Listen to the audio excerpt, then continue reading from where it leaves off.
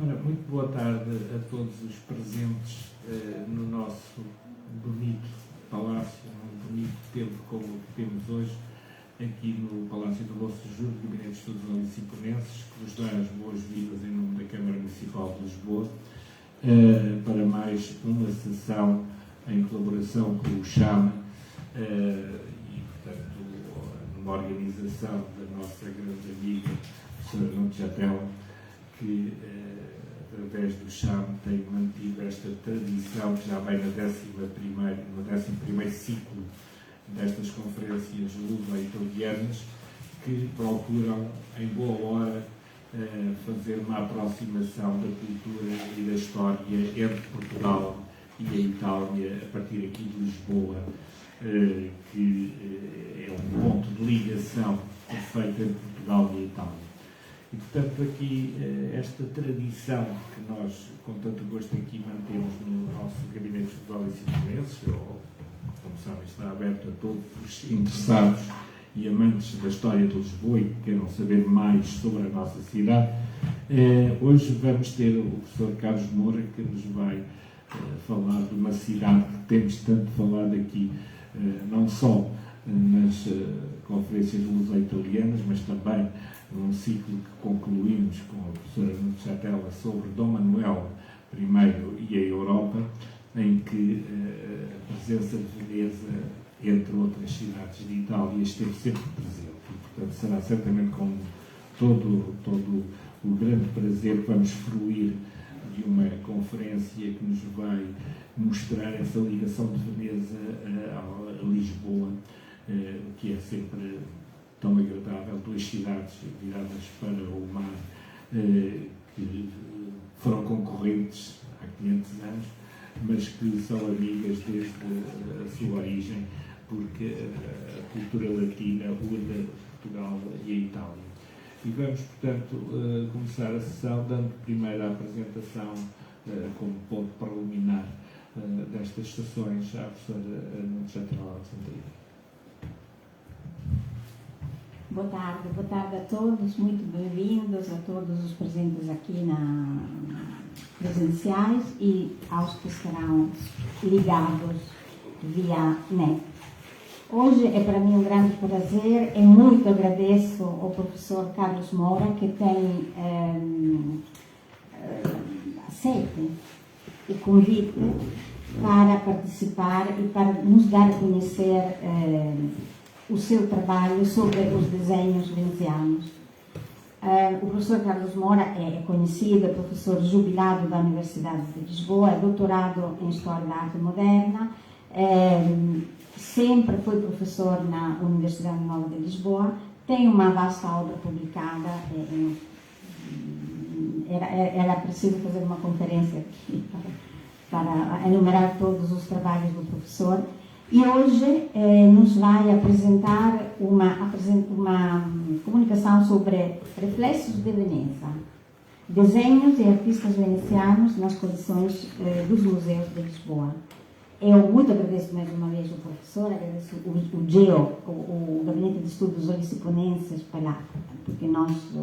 porque são muito prestáveis, muito simpáticos, gentis, e nos acolhem e nos dão a possibilidade de manter estes ciclos de conferências luso-italianas que espero, e pela presença aqui na sala, estou a ver que são apreciadas e obrigada a todos.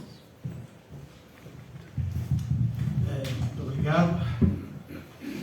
Gostaria de começar por cumprimentar a assistência e agradecer ao Gabinete de Estudos Oliciponenses, e em particular à doutora Nuno Chatela Alexandrini, o amável convite, e gostaria de deixar também uma palavra de agradecimento a alguns apoios que foram indispensáveis para a realização desta sessão. Do Museu da Arte Antiga, uma palavra de agradecimento à doutora Alexandra Markel, responsável pelo Gabinete de Desenhos. Na Fundação Carlos Gulbenkian, o Dr. João Carvalho Dias e a doutora Ana Maria Campino. e também uma palavra de agradecimento público à doutora Lara Bull, que uma vez mais me prestou um estimoso auxílio, apoio na elaboração deste PowerPoint que vão ver. Desejaria também dedicar esta sessão à memória de duas pessoas que me são muito caras. O professor Ricardo Averini, que foi durante 12 anos pedido cultural da Embaixada Italiana em Lisboa, diretor do Instituto Italiano, poeta, historiador de arte, com estudos publicados sobre a arte portuguesa e, sobretudo, o grande tradutor de Camões, da lírica e da épica de Camões.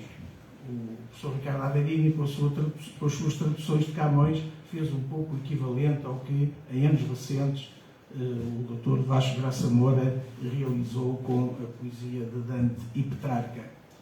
E também o professor Miguel Ângelo Muraro, grande especialista das coisas venezianas, muito conhecido no domínio da história da arte, em particular do desenho. Ele foi digamos, o pioneiro do estudo destes desenhos que iremos falar, professor da Universidade de Pádua, várias vezes em Lisboa, e que teve a grande generosidade de me acolher na sua casa em Veneza. A sua casa era um ponto de encontro internacional de amizade entre historiadores de arte de todas as latitudes, e não só me acolheu em sua casa, como pôs à minha disposição a sua excelente biblioteca sobre estas matérias. Posto isto, vamos então entrar na matéria que aqui me traz. Os desenhos venezianos que existem em Lisboa, que existem nos museus de Lisboa, são resultado de um processo, que é um processo que significa, sobretudo no século XIX, de aquisição por compra, por empréstimo, e, portanto, são um produto da constituição de um núcleo que está, sobretudo, relacionado com o Museu de Arte Antiga e depois, suplementarmente, com a Fundação Calouste Gulbenkian, e que constitui, portanto, um pequeno património de desenhos venezianos, de origem veneziana, entre os séculos XVI e XVIII, existentes na capital portuguesa. Não são, por conseguinte, isso deve ficar claro desde já, resultado de um intercâmbio direto de artistas, são, portanto, um património que nos compete estudar com os colegas historiadores italianos e de todas as nacionalidades, na medida em que o estudo dos desenhos é, na verdade, um ponto de encontro entre gente de todas as latitudes. Como disse, é sobretudo, ou é fundamentalmente aqui, no Museu Nacional da Arte Antiga e na Fundação Gulbenkian. São, portanto, as coleções públicas. É evidente que existem também desenhos venezianos que estão devidamente identificados, de resto, e ainda há pouco tivemos a ocasião de ver no Porto, no final do ano passado, uma notável exposição de desenhos internacionais, onde figuravam alguns desenhos venezianos e de outras proveniências, mas de propriedade privada. Não são, portanto, os desenhos de propriedade privada que aqui estarão em causa, mas, sobretudo, ou exclusivamente, esse núcleo que é o Museu da Arte Antiga que se reúne. Não me é possível, nem teria sentido aqui estar a desenvolver as circunstâncias em que esta coleção do Museu da Arte Antiga se formou.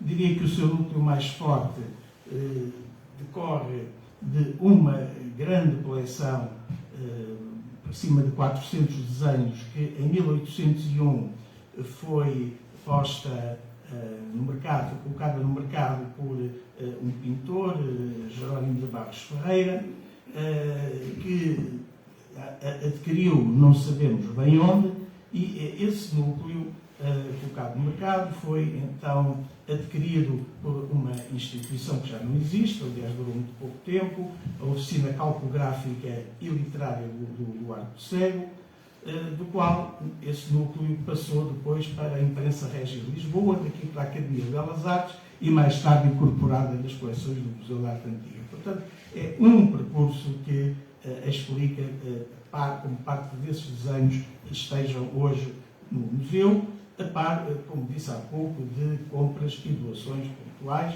que foram constituindo um núcleo de desenhos pela primeira vez estudados de uma maneira um tanto estruturada pelo professor Michelangelo Muraro em 1983.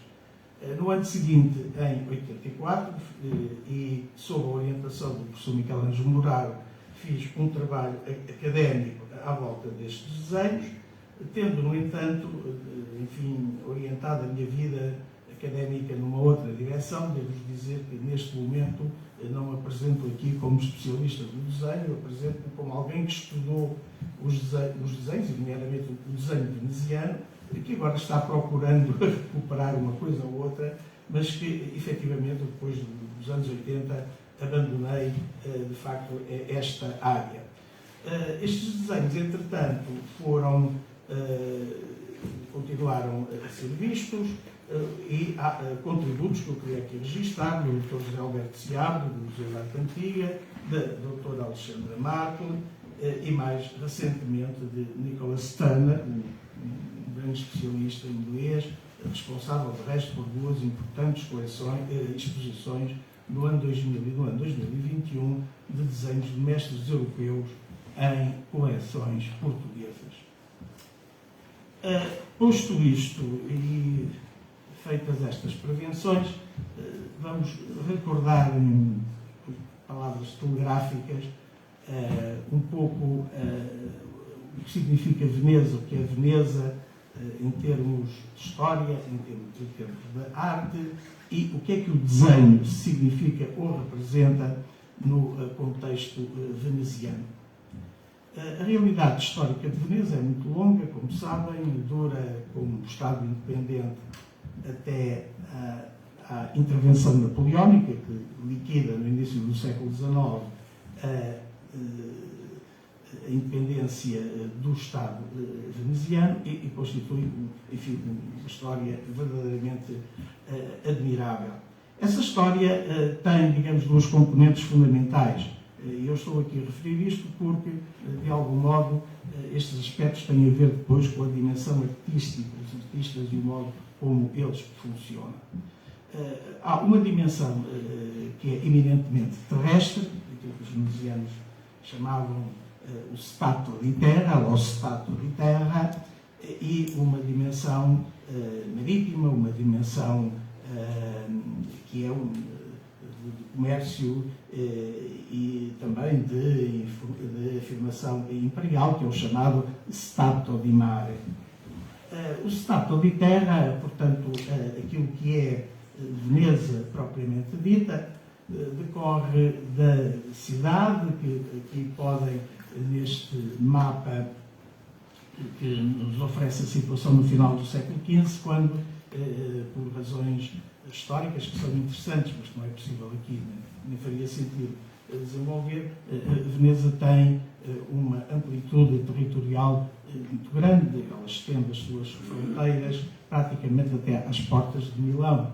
Há ali cidades como Bergamo, cidades que são cidades que fizeram parte, portanto, desse stato de terra, que se reforça no século XVI, ou a partir do século XVI, por um fenómeno que é bem conhecido, que é um fenómeno estrutural muito importante em Veneza, que é a circunstância de, com o avanço do Império Otomano, o chamado Stato di Mare vai recuando, ou seja, as posições venezianas do Império, digamos, vão recuando, e tem aqui um mapa que nos dá um pouco a amplitude do espaço, fundamentalmente mediterrâneo, em que Veneza se movia, e esse recuo significa, por um lado, um retraimento da dimensão comercial, que se vai acentuando no século XVII e muito mais no século XVIII, e a sua substituição por um processo de industrialização, digamos, muito, enfim, no contexto da sociedade anti-regime, claro, uma industrialização circunstancial e um investimento poderoso na agricultura. Isto significa, portanto, esta reconversão. Isto é importante em termos artísticos, porque é no resultado disto que nós temos as famosas vilas do entroterra veneziano,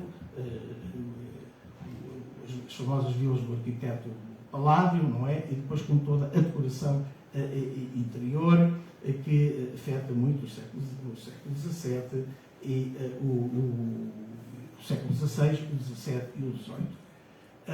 Portanto, a Veneza balança desta forma. Aqui neste mapa estão marcadas as grandes vias de comércio. Veneza, em concorrência com Génova, estava virada para a parte do Mediterrâneo Oriental. Os seus interpostos estendiam-se até ao Mar Negro e vejo o interposto mais distante no Mar de Azov, onde, desgraçadamente, está a decorrer os acontecimentos que todos nós sabemos. Portanto, o interposto veneziano mais avançado estava na Foz do Dono, ali no mapa podem ver, no Mar de Azov. E para o Ocidente, que nos interessa muito, o objetivo era exatamente atingir os pontos importantes de comércio e de florescimento económico, Flandres e Inglaterra, e nesse percurso o Porto de Lisboa, como é bem conhecido, ficava a meio caminho, era um porto de escala, e daí, portanto, para além dos contactos políticos, também as galés venezianas, não é, subirem com toda a naturalidade do estuário do Tejo, fundearem em frente do Paço Real, ou aqui em Lisboa, com a flâmula de São Marcos ostentada orgulhosamente nos seus mastros.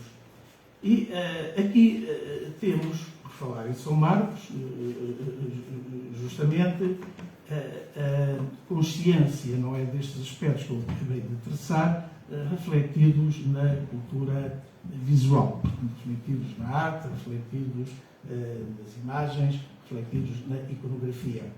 Uma figura fundamental neste contexto final do século XV e início do século XVI é o Vittore Carpaccio, um pintor muitíssimo sedutor na sua obra por variadas razões, e esta imagem que vos mostro é quase um lugar comum, aparece repetida em toda a bibliografia sobre Veneza. É uma pintura que se encontra no Palácio dos Doges, onde justamente o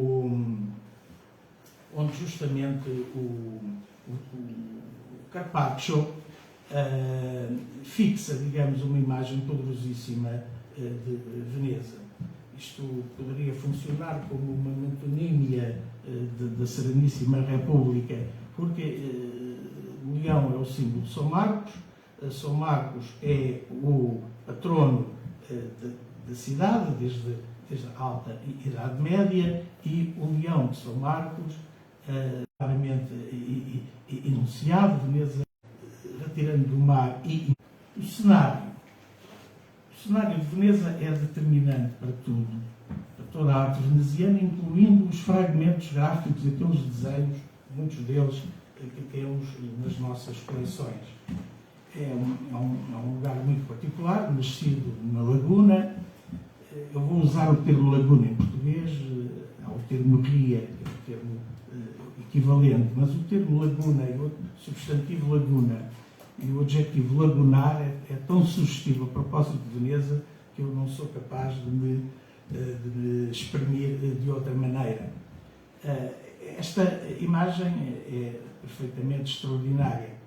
devo dizer que há uns anos atrás aconteceu uma coisa surpreendente. Eu ia numa viagem, julgo para Budapeste, um destino na Europa Central, e inadvertidamente ia sentado do lado esquerdo do avião, junto à janelinha, gosto sempre de fazer isso, e de repente olho para a janelinha e vejo uma coisa parecida com isto. Enfim, o avião ia bastante mais alto, portanto, isto é, Veneza inteira cabia dentro da janelinha do avião. Estávamos a voar, portanto, na vertical de Veneza, fazendo uma rota, não na vertical absoluta, é claro, um ligeiro desvio, mas na vertical de Veneza, fazendo rota para a Europa Central. Estava uma magnífica manhã de verão e a estrutura da cidade era toda ela legível. E é isto, com aquele grande S do grande canal, não é? Que organiza e estrutura desde a alta Idade Média até ao final dessa mesma Idade Média, em que o âmbito da cidade está realmente clarificado, que define tudo isto. Ora, esta imagem, ou a consciência desta imagem, tem-na os venezianos desta forma. E esta vista de Veneza, que vos estou mostrando, que é de facto absolutamente fantástica, é a primeira de uma série que depois teve continuação. Isto é tudo um vasto capítulo encadeado de imagens, uma coisa que está atribuída ao Jacopo dei Barbari. Enfim, é uma atribuição que temos certeza absoluta, quase. E é uma gravura. Isto já insinua a importância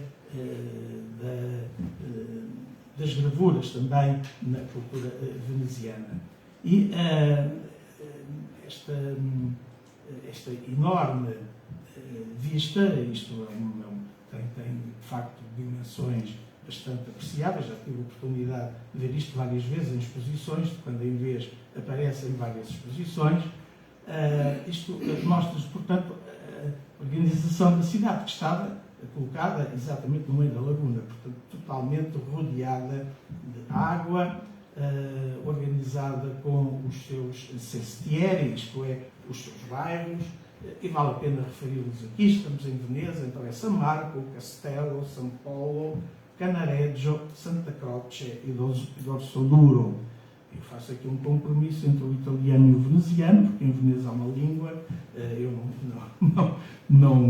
nem consigo entender muito bem o veneziano, mas a fonética não é exatamente a mesma.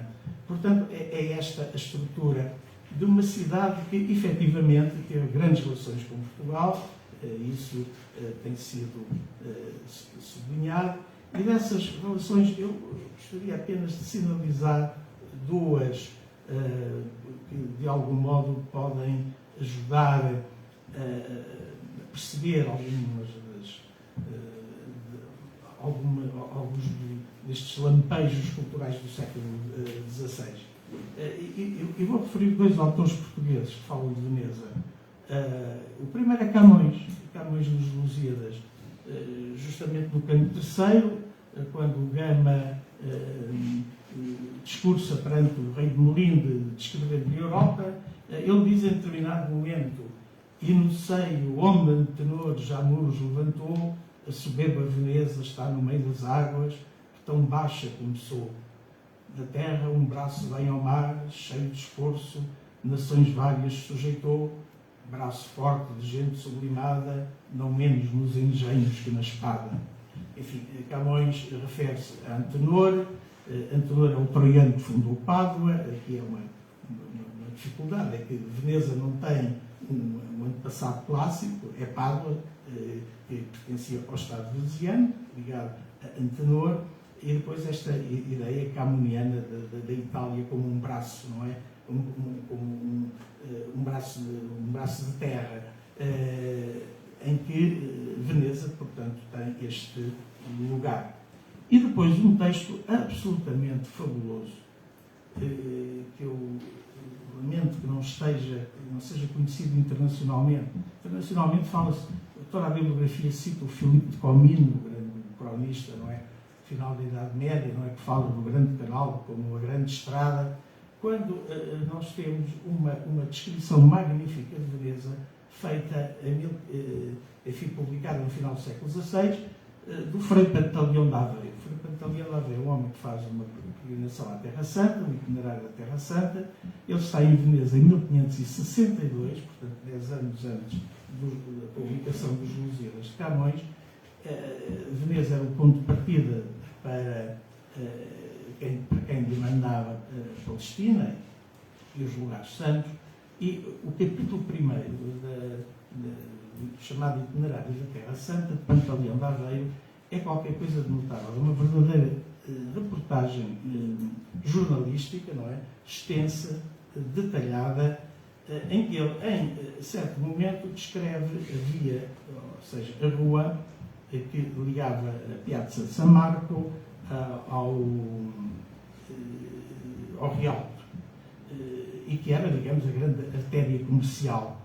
E diz o Frei Pantaleão de Aveiro: todo o género de brocados e telas de ouro e prata, de qualquer sorte, e invenção que quiserdes, todos os cheiros e perfumes do mundo, tendas de pedrarias riquíssimas, joias, penachos, muito marfim lavrado e os dentes inteiros de elefantes, grandes livrarias, mesmo um grande centro editorial, não nos esqueçamos, grandes livrarias, nas quais se acham toda a maneira de livros que quiserdes, lojas grandíssimas, cheias de especiaria, de maneira que parece aquela rua uma feira armada e ordenada de todas as mercadorias e mercadores do mundo.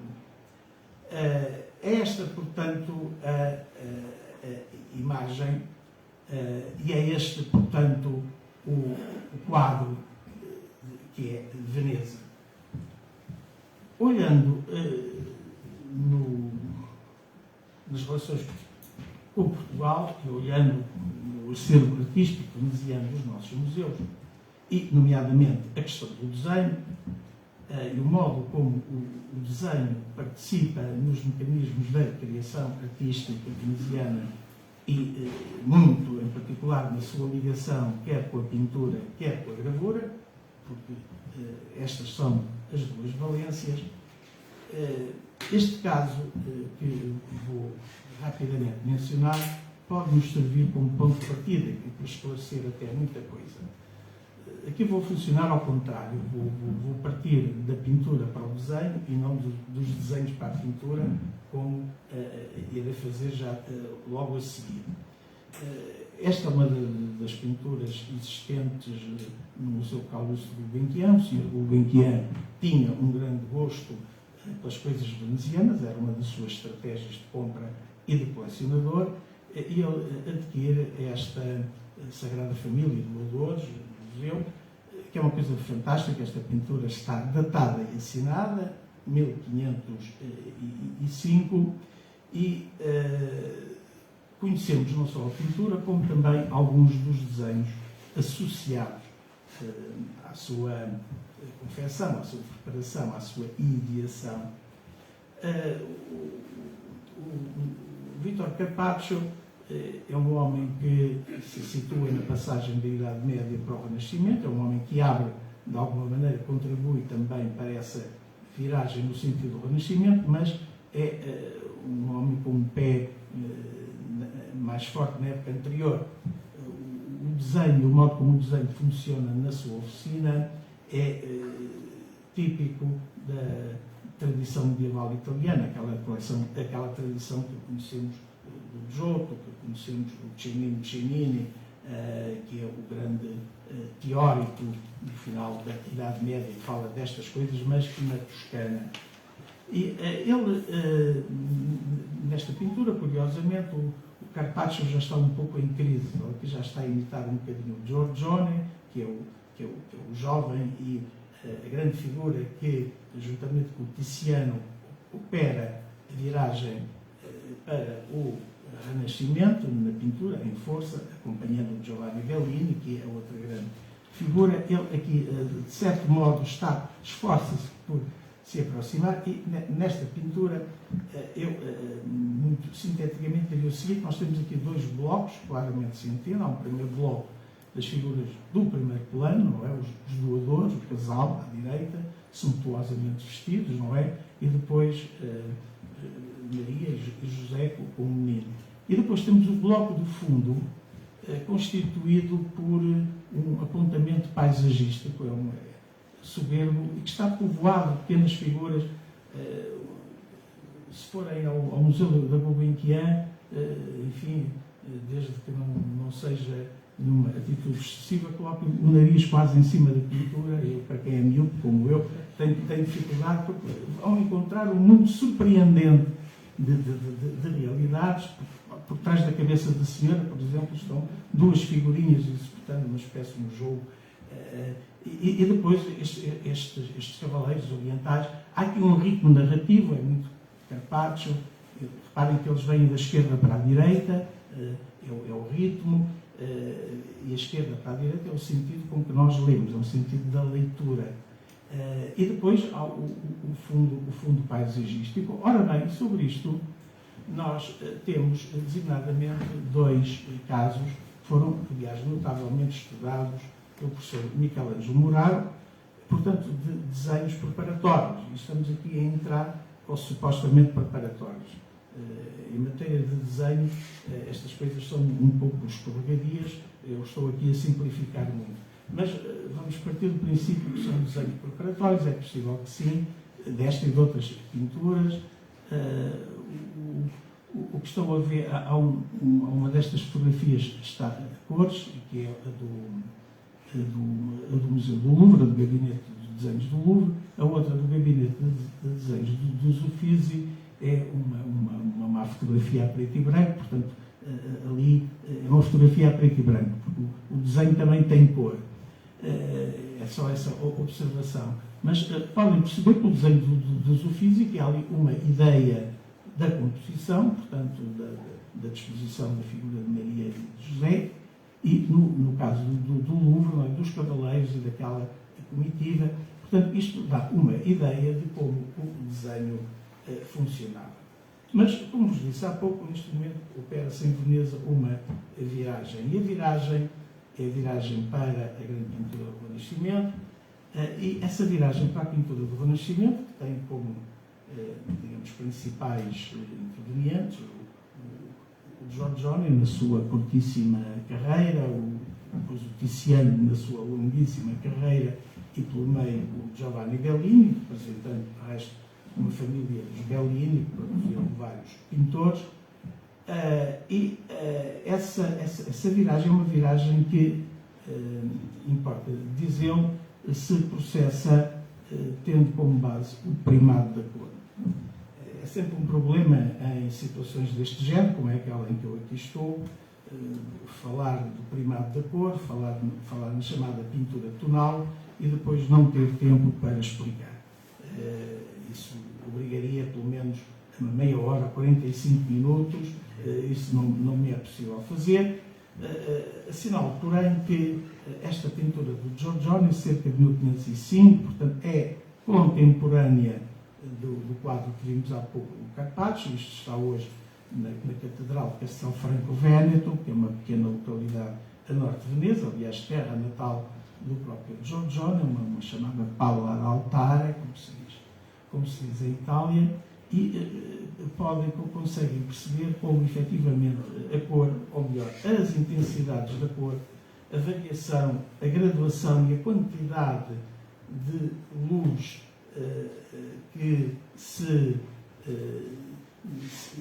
simula em termos plásticos pela cor, não só introduz a noção do relevo dos corpos, isto evitando recorrer aos esbatimentos e às preparações de claro escuro, como também, por outro lado, permitem graduar as intensidades, as distâncias, a chamada perspectiva, que aqui não é uma perspectiva em termos lineares, mas uma perspectiva em termos colorísticos.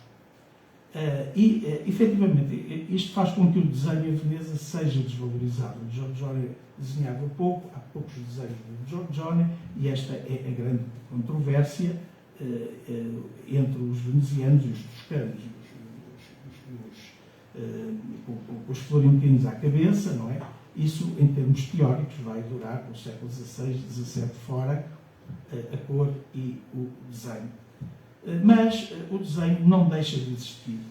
E o que eu gostaria de chamar a atenção de seguida é exatamente uma ponta que nos vai conduzir então aos desenhos de Lisboa, que é o fundo paisagista. Isto é muito veneziano, a composição está com a figura sagrada ao meio, tipicamente deste período do início do Cinquecento veneziano, e depois a paisagem uniforme que se desenvolve ao fundo. Ora, isto criou uma corrente cultural que se exprime na gravura também, e que envolveu a própria pintura. Enfim, está muita gente, algumas das pessoas presentes na sala conhecem bem a história da pintura. Eu recordo o famosíssimo quadro, que nunca saberemos se é do Tiziano ou do Giorgione, o concerto campestre no Louvre, e o concerto campestre no Louvre, um dos pontos de partida da pintura impressionista. Justamente aí a paisagem tem um papel importante. Há um desenvolvimento lírico da paisagem, isto está relacionado também com a literatura da época. Cruzam-se aqui vários fatores, alguns deles muito curiosos. A presença, por exemplo, de um grande pintor do Renascimento alemão, foi o Albrecht Dürer, que esteve em Veneza e que se cruza com tudo isto. Isto leva, portanto, a numerosos desenhos de paisagem. E este é um dos que temos em Lisboa. É o primeiro que eu vos mostro, uma série que vamos ver já de seguida. Enfim, um desenho cuja autoria, e estas autorias são muito, muito difíceis, sempre prudentemente ali colocamos círculo de Tiziano, portanto, de alguém na órbita do Tiziano / Giorgione, não é? Provavelmente um Domenico Campagnola. Há dois Campagnolas, dois artistas, que são artistas ligados à gráfica e por isso são menos conhecidos e não são citados naquela bibliografia de História da Arte de Divulgação, mas que desenvolveram muito este tipo de composições com um certo lirismo. Eu diria que são os venezianos a descobrir a terra firme, não é? Os venezianos a descobrir como sentido profundamente lírico, insisto, a paisagem. Interessante neste desenho, apenas um tópico que não me é possível desenvolver, é que há uma inscrição, e nessa inscrição faz-se uma alusão ao Ridolfi. O Ridolfi, o Carlo Ridolfi, já irei mais adiante falar nele, é um estudioso do século XVII, de Veneza, e é um grande colecionador de desenhos. E daí tem-se discutido se parte destes desenhos de Lisboa teriam ou não pertencido à coleção Ridolfi. O professor Morar pensava que sim, porque estes desenhos do Ridolfi, imagine, foram parar a Oxford. Estão, parte deles, arrumados em códices, num dos colleges da Oxford, o Christ College. E o professor Morar pensava que os desenhos de Lisboa seriam dessa série. Mais recentemente, isto foi posto em causa pelo Dr. Turner, com bons argumentos. Eu não avanço nada sobre a matéria, deixo-vos apenas a nota de como estas questões se levantam. Ora, na produção dos desenhos de Lisboa, e agora estamos a entrar nos desenhos de Lisboa, eu faço aqui uma seleção, vou mostrar-vos cerca de uma dúzia. Eles são largas dezenas, não vou dizer quantas, porque há casos duvidosos e, portanto, não me vou comprometer. Aliás, no desenho nunca nos devemos comprometer, isto aqui entre nós. Ou devemos comprometer o mínimo possível e com integridade intelectual e crítica. enfim, selecionei aqui cerca de uma dezena de desenhos entre o 16 e o 18. E então temos uma outra situação, uma fase um bocadinho mais adiantada. Há um outro grande pintor de Veneza, que toda a gente conhece, o Veronese, Paulo Cagliari, conhecido como Detto il Veronese, porque nascido em Verona. E lá está, Verona não é Veneza, mas faz parte do Estado veneziano. Ele trabalha muito em Veneza também. Portanto, o conceito aqui de veneziano é um conceito alargado. Este desenho é claramente uma situação que é muito comum nos desenhos. As pessoas, de uma maneira muito ingênua, acontece isso às vezes com pessoas minhas amigas, pensam quando há um desenho qualquer que ele é preparatório de uma obra que vai ser feita a seguir. Devo dizer que na maior parte dos casos é o contrário. É uma cópia, às vezes cópias tardias, obras do século XVI copiadas em desenho do século XVIII e que nós ficamos na dúvida. E há depois, evidentemente, nas próprias oficinas dos pintores, reparem, na altura não havia computadores, não havia telemóveis, máquinas fotográficas e, portanto, o desenho servia para a sua base de dados, portanto, para o arquivo das obras que já tinham produzido e vendido e enviado e tudo mais. E, portanto, aqui é isto que sucede. Claramente isto é uma reprodução de um fragmento de uma pintura e produzido por um dos anónimos trabalhadores, vou dizer assim, da oficina do Veronese. Recentemente, em 94, o Dr. José Alberto Seabra fez uma proposta muito interessante, que é a de identificar isto com uma parte desta pintura que está hoje em Versailles, não é? Que é uma das bodas do Veronese, e que claramente é uma cópia, portanto é um registro gráfico daqui. Isto é interessante, por outro lado, porque isto está relacionado com o famoso processo inquisitorial que o Veronese teve por causa da ousadia de transformar estas cenas sagradas em verdadeiras e desconcertantes cenas de festa. Isto é muito veneziano e portanto, é uma situação. Uma outra situação, esta menos conhecida, deste desenho, que eu tive oportunidade, quando os estudei já há uns anos atrás, julgo ter identificado o que aqui acontece, julgo que aqui é uma famosa passagem daquela história dos romanos e das sabinas, narrada por Tito Livio, não é? Na história romana, quando, depois do rapto das sabinas, mais tarde, enfim, as sabinas tornam-se romanas também, constituem família, não é? Têm filhos, e há um confronto, não é? Em que os pais e os irmãos atacam Roma e elas, já com os filhos nascidos, não é? Interpõem-se entre os pais e os irmãos e os que agora mal ou bem são maridos, não é?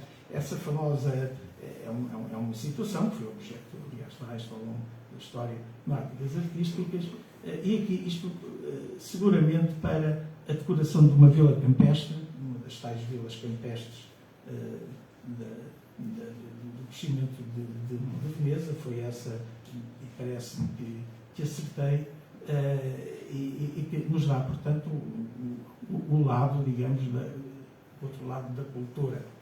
Bom, quando chegamos a esta fase, estamos a aproximar do final do século XVI, do maneirismo. Há vários casos. Peço desculpa por esta fotocópia, isto foi tirado de uma fotocópia, mas foi numa emergência. Este desenho originalmente é uma sanguínea, aliás, bastante bonita. Enfim, é um tema do Antigo Testamento que normalmente é menos conhecido. Tamar é uma história um bocado estranha, rocambolesca, desta mulher da Tamar, que se envolve com o sogro, enfim, é condenada a morrer na fogueira, mas a história acaba bem, porque ela acaba por ser ilibada. Aliás, estava completamente inocente daquilo que a acusavam. E vejam como esta pintura, ou como este desenho, que é da oficina dos Bassanos, que é uma família de pintores do maneirismo de Veneza, aquele quadro que ali está, o quadro do Jacopo, que está em Viena da Áustria, dos Bassanos. Bassano di Grappa, que toda a gente conhece a grappa, não é a grappa veneziana, do Véneto, melhor dizendo, eles são conhecidos exatamente, os Bassanos, porque eram daí. Portanto, uma situação claramente em que a parte direita da pintura corresponde, lá está, ao desenho, portanto, àquela sanguínea que, infelizmente, não vos posso mostrar em boa qualidade. E chegamos aqui ao ponto, o must, digamos, dos nossos desenhos venezianos, que é o pintor ativo no final do século XVI, princípios do século XVII, que é Jacopo Palma il Giovane. Enfim, Jacopo em português é Tiago, Palma é uma família de pintores que trabalha ao longo do século XVI. Este ficou conhecido como Giovane para se distinguir do tio-avô, Palma il Vecchio. É um homem que trabalha no final do século XVI, princípios do século XVII, e é um homem que desenhou imenso. De tal maneira que eu estive a fazer uma pequena contabilidade, só para vos dar uma ideia, que atualmente desenhos do Palma e do Giovane distribuem-se por 34 lugares da Europa, 34, mais 5 nos Estados Unidos e mais 1 no Canadá. Isto em coleções públicas, não contando as privadas. No caso aqui do Museu da Arte Antiga, temos 17 desenhos do Palma, que é uma figura muito interessante em vários aspectos.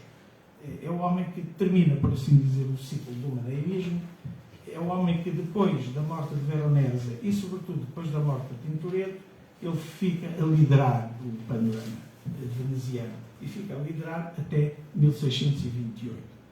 Simplesmente, o que acontece é que Palma, na sua enorme atividade, como que esgota as possibilidades do maneirismo e esgota também os seus próprios recursos inventivos. Então, com Palma, acaba o maneirismo e acaba esgotada a sua própria carreira, entrar-se-á depois no ciclo do Barroco. Ele é um homem imensamente culto, muito ligado a várias grandes figuras da época, entre as quais um grande poeta do Barroco, o Giambattista Marino, o Alessandro Vittoria, que é o grande escultor, de quem era amigo, e é um desenhador compulsivo, para além de ser um grande amigo, exatamente do Carlo Ridolfi, que vos falei há pouco, tal colecionador, que é, por outro lado, um autor importantíssimo, na medida em que o Carlo Ridolfi é uma espécie de Vasari de Veneza, isto é, o Vasari foi imitado depois em todo lado se escreveram depois as biografias dos artistas. O Ridolfi faz isso para Veneza, neste livro que é importantíssimo, são mais de 150 biografias, publicado em 1648, La Meraviglia dell'Arte, como se chama, em que ele distingue, o Ridolfi, claramente, o bom gosto e o mau gosto na pintura. E o bom gosto na pintura é o Palma jovem, o mau gosto são exatamente os modernos. É sempre assim, a vanguarda tem sempre dificuldade em impor-se. Esses é que eram os maus. E é através dele que nós chegamos, então, eu só vos vou mostrar 2 desenhos, e este é absolutamente fantástico. É um desenho que tem direto e verso, portanto, são folhas que são trabalhadas. Ele é um desenhador compulsivo, estava sempre a desenhar, como nós imaginamos o Picasso, ou antes disso o Amado Negreiros, ou o Bernini, ou outros assim. Isto mostra-nos exatamente essas folhas. Temos aqui uma composição, do lado esquerdo que importa, uma composição que é um estudo claramente para uma Assunção da Virgem. Temos os apóstolos de volta do túmulo vazio. Depois temos várias figuras. Uma delas, aquela figura de velho, que ele repete sistematicamente em muitos desenhos, e depois uma figura feminina no lado esquerdo. Notem, o Ridolfi, em certo momento, diz o seguinte, a propósito do Palma Jovem. Vou procurar traduzir, porque este italiano do século XVII às vezes é um bocadinho arrebitado, mas é assim, ele diz o seguinte: os desenhos feitos por ele, está o Ridolfi falando do Palma de Jovem, os desenhos feitos por ele em qualquer género e diversas maneiras sobre o Velho e o Novo Testamento foram infinitos, dos quais retirava a invenção do que havia de fazer. E que muitos ainda para afogar o capricho. Portanto, era um desenhador compulsivo. Não é? E agora, notem isto. Pois mal acabava de levantar a toalha da mesa, logo pegava num lápis compondo algum pensamento e muitas ideias. Portanto, estamos a ver claramente este documento, eu acho absolutamente fantástico. Estamos a ver o Palma de Jovem acabando de jantar, dando o pano da mesa, pegando no lápis e desenvolvendo ideias para as suas numerosas pinturas. Dessas ideias, reparem, temos um desenho muito parecido no Louvre, portanto, isto mostra, não é no Louvre, desculpem, nos Uffizi. Estou a falar de cor, não consigo ver as legendas, mas não faz mal, tenho isto mais ou menos na cabeça. Portanto, muito parecido, portanto, onde a figura do velho e a figura daquela senhora. A senhora provavelmente será a mulher. Cá temos uma escultura que está nos Estados Unidos, estas coisas estão em todo o lado, da Adriana, a mulher, e depois uma das várias versões em pintura destes velhos. Ou este desenho que eu acho absolutamente fantástico, isto é uma coisa captada ao vivo, seguramente, não é? Desta figura muito impositiva, não é? Grande vibração, expressividade do traço, não é? Grande espontaneidade, e é um dos muitos aspectos do Palma. Bem, o relógio é inexorável, sei que tenho poucos minutos, mas vou exatamente concluir com o segmento que me falta, que é o século XVIII de Veneza. E no século XVIII de Veneza, nós temos algumas situações muito importantes. Temos o grande Tiepolo, o grande Giambattista Tiepolo. Esta é uma das pinturas para um teto de um palácio de Milão. Bem, está em Milão, mas o Giambattista Tiepolo é veneziano até à medula e trabalhou em todo lado. Portanto, aqui incluímos. Este palácio foi destruído em 1943, bombardeamentos da Segunda Guerra Mundial.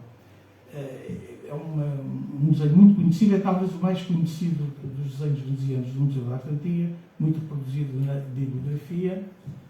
Cá está o estado em que ficou o Palácio Arquinto, na Via Olmetta de Milão, em 1943, e é um documento sobre o qual não vos vou adiantar muito, adiantado da hora.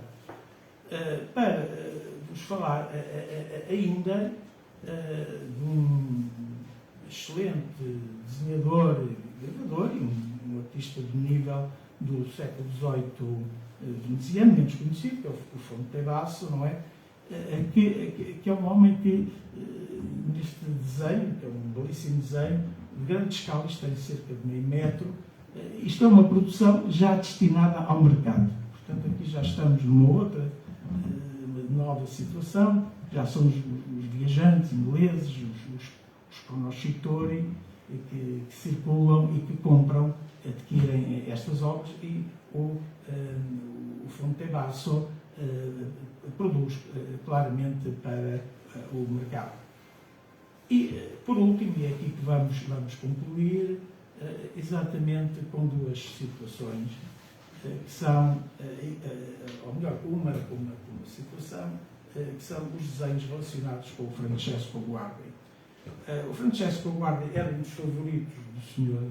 Gulbenkian também. Ele reuniu 20 pinturas do Francesco Guardi na sua coleção, que estavam evidentemente em Paris, no seu palacete na Avenida Iéna, e que depois vieram para Lisboa e que estão no Museu Carlos Gulbenkian. E dele, e do Guardi, para além das pinturas, temos vários desenhos. E nos desenhos surgem duas coisas que são típicas do século XVIII, e em particular do século XVIII venezianos: a veduta e o capriccio. A veduta é a imagem de cidade, e o Guardi é um dos especialistas de veduta, como o seu grande rival, o Canaletto. O Canaletto e o Guardi são dois mundos diferentes, duas sensibilidades diferentes, duas escritas pictóricas diferentes, dois públicos diferentes. Se me perguntarem, pessoalmente, eu prefiro o Guardi ao Canaletto. O Canaletto é um pouco, digamos que, a crónica, é um pouco a reprodução objetiva. O Guardi desenvolve um sentido mais poético, um sentido lírico, de movimento, de alegria, um gosto do instantâneo, fugitivo, que justamente se exprime em numerosíssimos desenhos que estão um pouco por todo lado, no mercado também.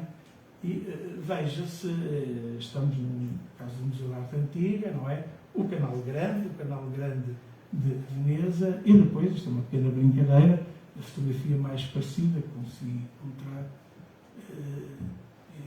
eu e a doutora Lara Bull, que me apoiou, devo dizer, nesta pesquisa, não é minha, para sinalizar justamente o local. A veduta e o capriccio. O capriccio, que é a invenção, o capriccio é um espaço de liberdade fantasiosa, com estas evocações poéticas, algo nostálgicas, em que intervém a ruína e uma reflexão sobre o tempo que passa. Destas imagens, recentemente a Fundação Gulbenkian, já no princípio, já pouco depois do ano 2000, comprou, e muito criteriosamente, que apareceu no mercado em Nova Iorque, este desenho, que é um capriccio do Guardi, e comprou intencionalmente. Porquê? Porque este desenho está associado a uma das pinturas, exatamente, do Sr. Gulbenkian, e que nos permite, eu gostaria muito, se tivesse mais tempo, mais uns minutos, discorrer um pouco sobre esta relação, que é muito interessante, mas que nos dá, portanto, este final veneziano, de uma Veneza que hoje é uma cidade ameaçada. E era este o ponto final com que eu queria terminar. Veneza que hoje é uma cidade ameaçada, é um grande problema, não só italiano, é um problema europeu, é um problema mundial. Aliás, isto tem a ver com vários locais que são, hoje em dia, património mundial. Pompeia, por exemplo, é outra questão análoga. Esse enfim, como se diz em Itália, um grosso problema. E estes navios que agora, desde há uns meses para cá, foram impedidos, de facto, de entrar na laguna. Esta imagem é muito impressiva, porque aqui é a ilha de São Jorge Maggiore, aqui está instalada a Fundação de Giorgio Cini, com o seu Centro de História dell'Arte, que é uma biblioteca que eu frequentei, onde estudei muitas destas coisas, é um grande centro de estudos artísticos, não é? E em lugar das galés venezianas, não é? Produzidas no Arsenal de Veneza, temos estes mastodontes, não é? Entrando por ali dentro, e não só no Grande Canal, porque o Grande Canal tem 10 metros de profundidade, senão também subiam. E, portanto, estamos nisto, numa Veneza que, efetivamente, tem estes problemas, e que nós, olhando para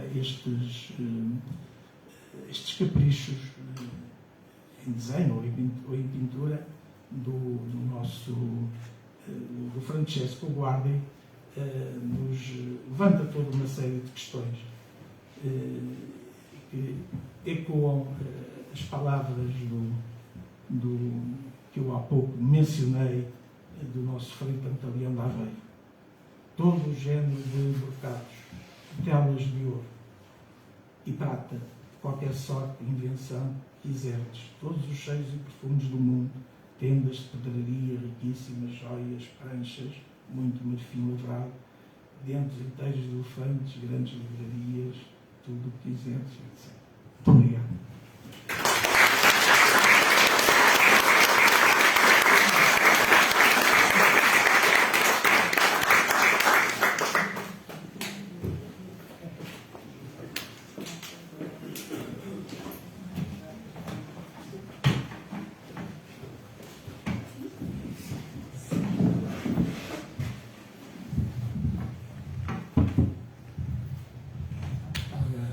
Depois de termos tido o prazer de ver umas imagens tão bonitas, tão representativas de Marte, que continuamos a admirar como há 400, 300 anos, vamos pôr à vossa consideração as perguntas que acharem por bem fazer para aprofundar esta temática.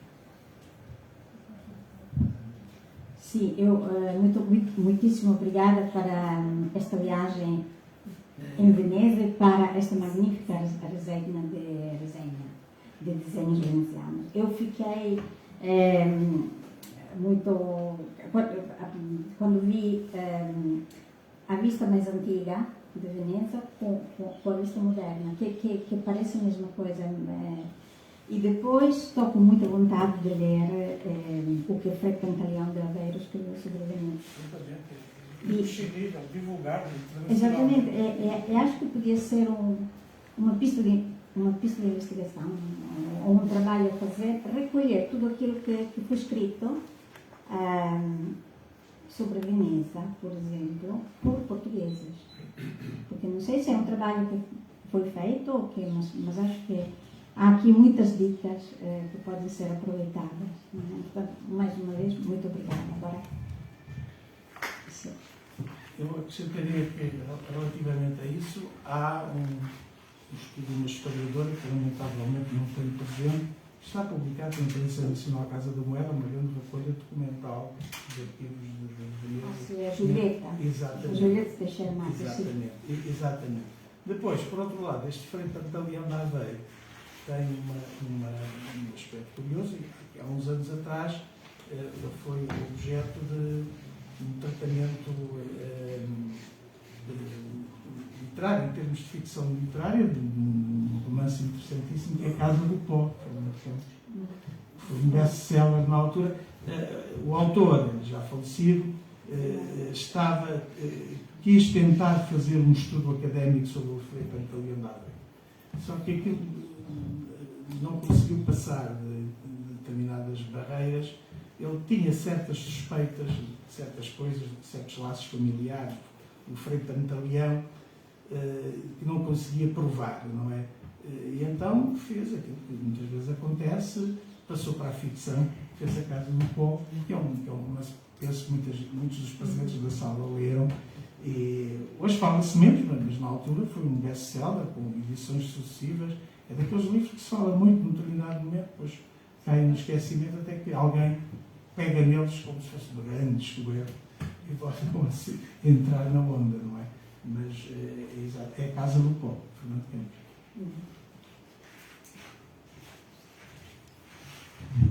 Eu estava a ver aquelas figuras com muitas ruínas e eu associava isso ao romantismo. Como elas são reportadas no século XVIII, estaria eu enganado? Não, encaminha-se para aí, a questão. Eu não serei a pessoa mais indicada para falar sobre o romantismo e a passagem do XVIII para o XIX, mas a questão da ruína é uma questão que, evidentemente, está associada fortemente ao romantismo, mas depois tem antecedentes. O capricho, de resto, ele próprio tem, no contexto veneziano, tem antecedentes no século XVII. É qualquer coisa que está, portanto, na passagem. Da mesma maneira que a pincelada do Guardi, em certo momento, eu diria, proto-impressionista, ainda estamos no século XVIII, não tem pincelada de vida, um toque muito leve. Agora, é interessante que o Guardi, estas circunstâncias, o Guardi era um pintor barato, isto é, praticava preços baixos, vivia com dificuldades, sempre nos limites, ao contrário do Canaletto, que acho que fazia pagar 3 ou 4 vezes mais. Estou a falar um bocadinho assim de forma, mas há estudos rigorosos sobre isso. O que sucede é que, em resultado disto, os materiais que ele usava eram também muito maus, tanto em desenhos como, sobretudo, na pintura, o que hoje causa dores de cabeça enormes aos conservadores dos museus e à secção de conservação e restauro. No caso dos desenhos, não é o que acontece aqui nos lisboetas, mas há casos em que são desenhos que ele executou em folhas de embalagem de tabaco, folhas brancas, claro, mas que tem a marca d'água, não é do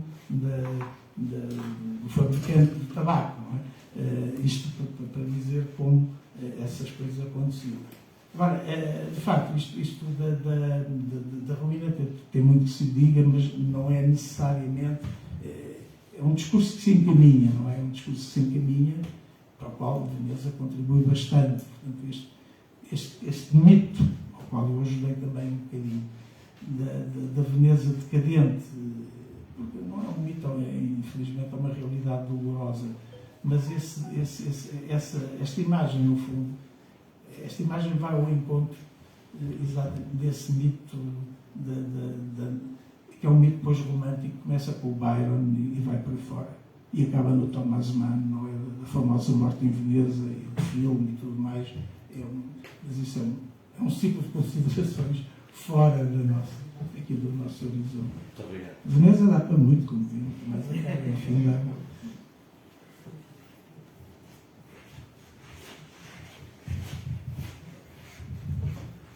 Ora, muito boa tarde. Eu gostaria de, em primeiro lugar, agradecer a possibilidade de ter tido esta oportunidade de aprender mais alguma coisa. E, uma vez que são os reflexos de Veneza em Lisboa, eu fiquei com alguma dúvida no que diz respeito às possíveis influências destes pintores que foram agora aqui sublinhados em relação a artistas e pintores portugueses da época. Agradecido. Obrigado. Como próprio é explicado no início, estes desenhos não tiveram qualquer implicação na realidade portuguesa, na medida em que eles foram reunidos numa coleção já no final do século XVIII, princípios do XIX, do Jerónimo Barros Ferreira. Temos aqui duas situações distintas. Uma coisa é um desenho que acompanha todo o desenvolvimento artístico a partir do século XVI, não é? A partir do século XVI, porque estou-me a referir ao desenho em suporte independentemente da obra. Não estou a falar do desenho subjacente, como, por exemplo, agora está novamente estudado a propósito do restauro dos painéis do Nuno Gonçalves. Portanto, esta prática do desenho é uma coisa que em Portugal certa fundamentalmente na segunda metade do século XVI. E depois ao Francisco de Holanda, que tem uma consciência teórica e prática disso, e esses aspectos têm estado a ser estudados, exatamente estas posições últimas. O Dr. Turner tem alguns estudos nesse sentido. Antes disso, o professor Vitor Serrão, como é evidente, e vários outros. Portanto, esse é um acompanhamento, digamos, da prática e do desenho, que é sobretudo do eixo Roma-Florença, portanto, toscano e romano. A prática veneziana em Portugal não tem implicações. Agora, portanto, isto falando na produção artística dos séculos XVI, XVII e XVIII. A coleção do Barros Ferreira portanto, que veio a dar origem ao núcleo e depois cresceu e foi ampliado do Museu da Arte Antiga, é reunida com uma outra finalidade, que é uma finalidade didática. Isto é, no ensino académico do final do XVIII e início do XIX, uma das práticas emendadas era a que os jovens estudantes fizessem desenho de estátua, copiassem desenhos, para terem depois o desenho do nu e toda uma série de disciplinas várias, enfim, da organização pedagógica, não é? Em que o ensino da arte de ser professor, não é um campo também que eu domino especialmente, mas onde ultimamente têm sido produzidos trabalhos muito bons, designadamente no nosso departamento de História da Arte, lá na Universidade Nova. Portanto, a coleção do Barros Ferreira e estes desenhos que eu acabei de falar, venezianos e de muitas outras proveniências de Itália, temos bolonheses, temos desenhos toscanos, temos desenhos de genoveses, temos lombardos, uma série deles. Dezenas e dezenas. A finalidade era, portanto, pedagógica. Agora, a prática do desenho, a influência do desenho, a um nível horizontal, digamos assim, contemporâneo, nos séculos XVI, XVII e XVIII, a parte veneziana não tem grande impacto. Não tem impacto entre nós. Muito obrigado.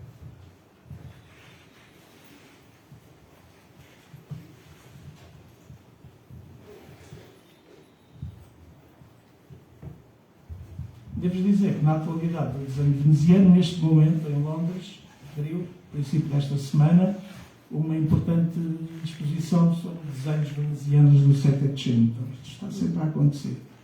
O desenho é uma coisa que está muito distribuída por Europa e Estados Unidos, um bocadinho na Ásia também, mas menos. E estão sempre a acontecer coisas e, neste momento, abriu uma grande exposição, uma exposição, enfim, com alguma dimensão, sobre o Settecento Veneto,